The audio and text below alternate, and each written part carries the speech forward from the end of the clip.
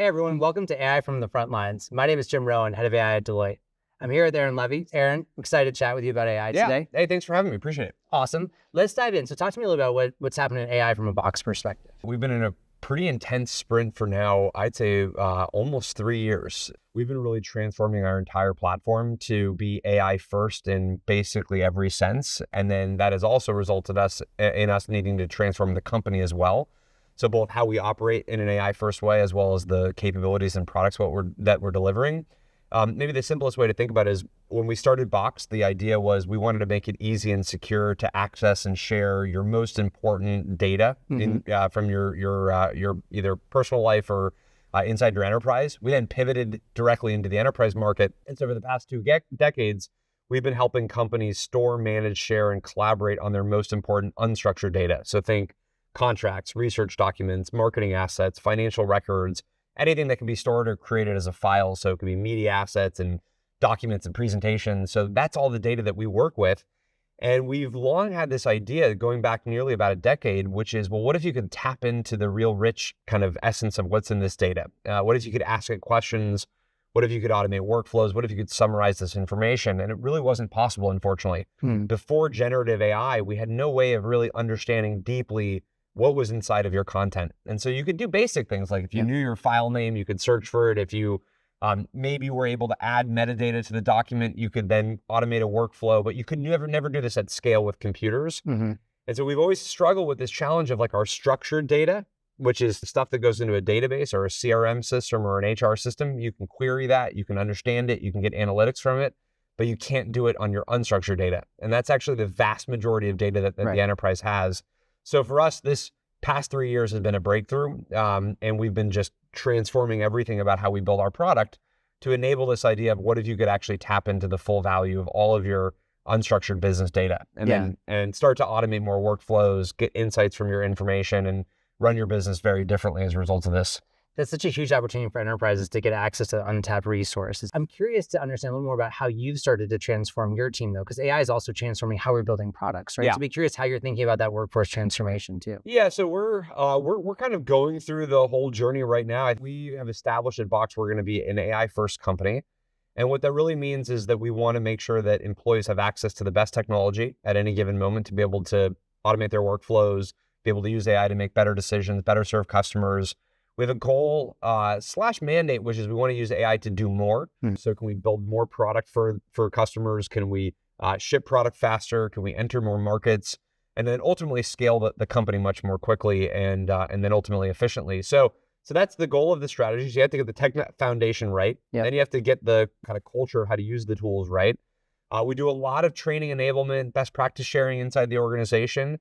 And then I think ultimately we benefit from one thing that I think a lot of companies unfortunately don't fully benefit from. And obviously this is sort of why we exist as a platform, which is you also have to get your data right. A lot of organizations don't have an AI problem, they have a data problem, which is if you don't get the right data to the AI in the form of context effectively, then the AI really can't make the right decision. It can't give you insights in the right way. It'll sort of get the wrong information that it's working off of. So we benefit internally where at Box, most of our data is in Box. And so automatically all of the agents that we have that we're building have got context. And what we're trying to do is help our customers also with that benefit as well. But we're really transforming everything about how we work. Maybe the one, most important lesson I think that we've learned thus far is rarely are we able to take an existing workflow and drop AI into it and it just magically work. But there's always gets met with reality, which is you do have to begin to think about changing your workflow. And designing your workflow to really support the AI and the AI agents actually being able to bring automation to that. So it's not as simple as everything stays the same, you drop AI in. You do have to do the hard work of changing your business process to take advantage of AI.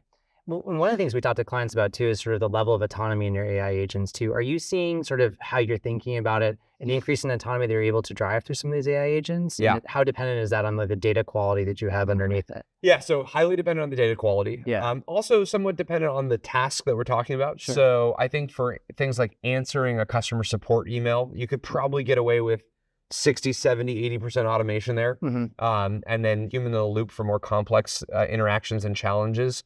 For something like coding, while the AI models have become incredibly good at coding, you're still probably limited to tasks that are maybe 10 minutes worth of work or 30 minutes worth of human work, where you really want to check in at that point and see what is the AI produced, and then be able to kind of review its output. So I think you're going to see a continuum based on kind of task complexity, amount of cognitive kind of work that tends to get applied. Right now, one interesting kind of aspect of being in Silicon Valley and being a tech company is the AI models are trained by companies that are tech companies by definition, and they want to get ahead in their own workflows. So I think teams that are closest to technology will get the most benefit because the models are being trained really specifically for those kinds of workflows. Life sciences, financial services, healthcare, these are spaces that we are, as an industry, still spending a lot of time trying to make sure the models can perform better there.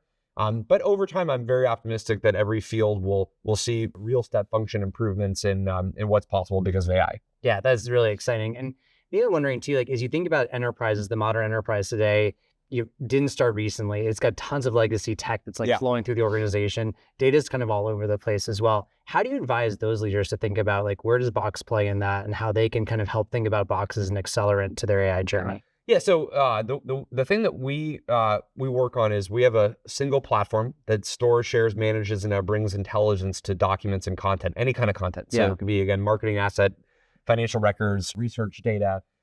Some customers have tens of petabytes of data in Box, billions and billions of files. So then what matters to be able to actually make your data ready for AI? Access controls, permissions, making sure that only the right people have access to the right data that they can then kind of work off of. So you have to get a lot of the core basics right if you're going to have an AI strategy, which means the way you manage the data, the way you organize the data, the way you govern the data has to be built for this world where agents can go run and access this information. So you have to make sure you've got those security controls, built correctly. So we do a lot of that. Yep. We get the data ready for AI in a way that most organizations probably wouldn't enjoy doing themselves. Yeah. So think about getting the vector embeddings on every document type, being able to do RAG on content. We actually convert all data into a form that is sort of web ready and AI kind of agent friendly. Mm-hmm. So we can convert every file into markdown format that agents can work with. So we do a lot of this processing of data to prepare it for AI models being able to use it. And then we work with every AI vendor. This means that we can, if you have a capability that you want from Gemini, we plug into Gemini for you. If you have a capability that you want from Anthropic, we plug into Anthropic. All of the AI providers. Yeah. So that means that you can build custom agents on your data with any AI model you want without having to worry about all of that middleware that you'd normally have to go and build. Yeah. And then we'll plug into the rest of the customer's AI stack. So maybe you want a workflow inside of Salesforce Agentforce, and you want to be able to talk to the same exact set of documents and data that also you have routing into ServiceNow or into Snowflake or into some other application. So instead of moving your content around to different applications and processing it in different ways, we give you that single platform to manage it and then extend it anywhere. Wow, that's awesome. It seems like a really easy way for organizations to start to really get on the journey, embrace the use of their AI, and really get this agent thing going. Well, one of the hardest things, it's so funny. It's a feature and a bug of the industry right now. Yeah. This is, I'm sure you would agree, this is the fastest I've ever seen tech move. Yeah, so fast. It's breakneck pace, changes every week. Every week. I mean, we've counted there being weeks where there were three completely different model launches that all were completely transformational in their own right in different ways in a single week. So one thing that we sort of offer as just a brand promise as a platform is that when your data is in Box, it means that you're not stuck with really any architecture. Yeah. Because one day, again, Gemini has the latest breakthrough, or Agentforce has the best way to have an agent interact with this data, or ServiceNow Agent Fabric, and you're not locked into one particular path of how your data is going to interact with those systems. So whether it's talking to your data via MCP or direct API integrations, we give you a variety of ways to make sure that, again, you have a future-proof architecture for how you work with your data from anywhere. Got it. Now, we interact with a bunch of organizations across a wide spectrum of sort of maturity and capability.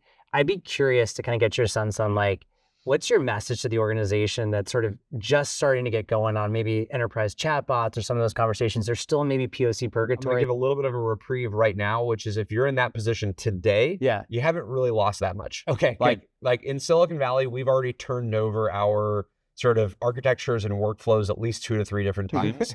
Because we were all figuring out what is like the right way to design an agent. What is an agent? And so basically, if you built a chatbot 2 years ago, you've already thrown away the code. Right. Like you're now on to an agent architecture. It's a totally different, kind of paradigm. So I think if you're starting right now, you're actually benefiting from a lot of people that have had to go first and sort of go down the, all the different rabbit holes, and 90% of those rabbit holes were actually the wrong ones. And so we're in a good spot. So I think a few different things. One, I think enabling the general workforce to have some best-in-class technology to have access to familiarize themselves with AI is super important. Just do the basics right out of the gate. Yeah. And try not to build that yourself, because there's just no, like, the space is moving so fast. It's not a huge premium building that out yourselves.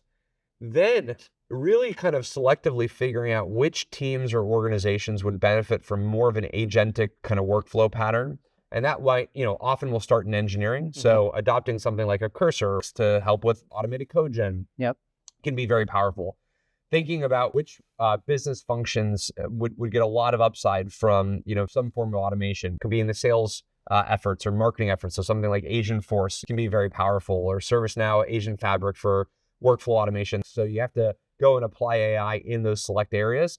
And that's where I think then the power of AI agents will come into play. Got it. I love it. All right. Can I ask you maybe like a crystal ball question? I mean, see if you can I'll get it wrong. I guarantee I get it wrong. Yeah. Like maybe just look out a year from now. Oh God. Is that too crazy? All right, how about next week? Do you have anything going on next week we can use? I can give you like 3 days.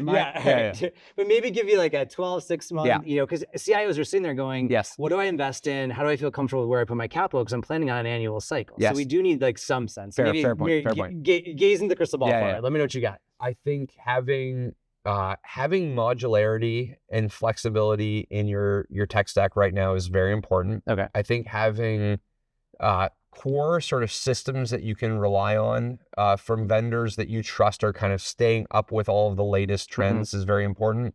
This is really a world where there's a huge premium on having an environment where when you deploy an AI agent, it knows that it's going to go to one place for your CRM records, and one place for your HR records, and one place for your ITSM workflows, and one place for your unstructured data.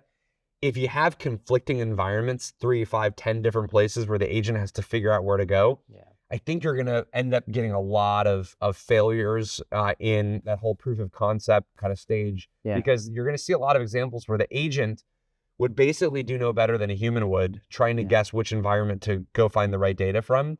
And that's where you're going to see a lot of failures. So I think having core systems of record for the major functions in the organization, core repositories of data that kind of have and house the most important data from whatever the topic might be.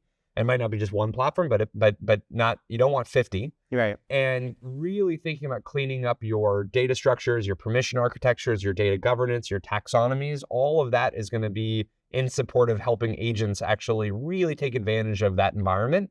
And then selectively deploying agents into that environment, but not, you don't have to go overkill, because the rate of model progress is so fast right now. Right. That again, if you fully standardized on what today we define as an agent, you're probably going to get blown out of the water in a year from now. Yeah. So making sure you've got that you're really applying your resources to, again, high leverage areas, but it doesn't have to be in the entire organization, because every part of the technology stack will only get better over time. So you can kind of take your time on that front. I love it. Aaron, thanks so much for the time today. Thanks for having me. Appreciate it. Thanks. Appreciate it. Thank you. Have a good day.